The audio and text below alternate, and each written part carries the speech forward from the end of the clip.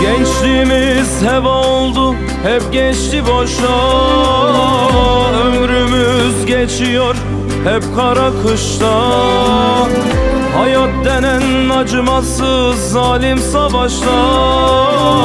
Yorulduk, yıprandık, kahrolduk usta.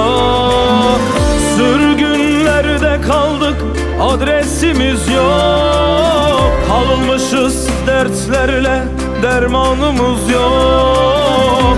Meleğin elinde tutsak kalmışız usta.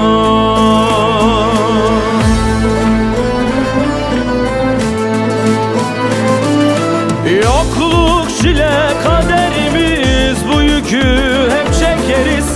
Kesildi nefesimiz, bu nasıl hayattır usta, usta, ah usta. Talih bize hiç gülmüyor, ömrümüz tükeniyor.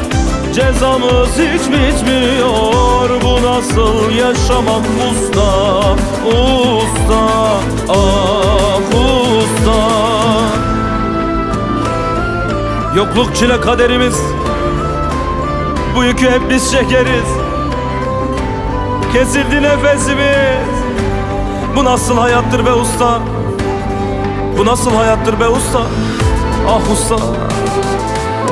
Kavgasız geçmeyen bir günümüz yok. Ayakta kalmaya mecalimiz yok.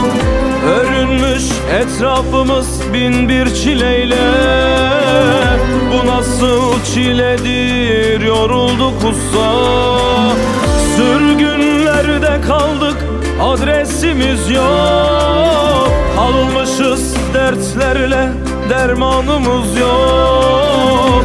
Meleğin elinde tutsak kalmışız usta.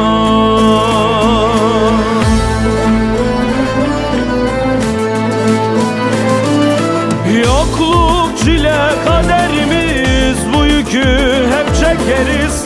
Kesildi nefesimiz, bu nasıl hayattır usta, usta, ah usta. Talih bize hiç gülmüyor, ömrümüz tükeniyor.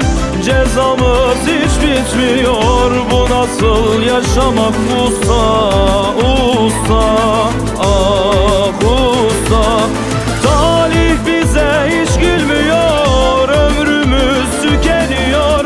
Cezamız hiç bitmiyor, bu nasıl yaşamak usta.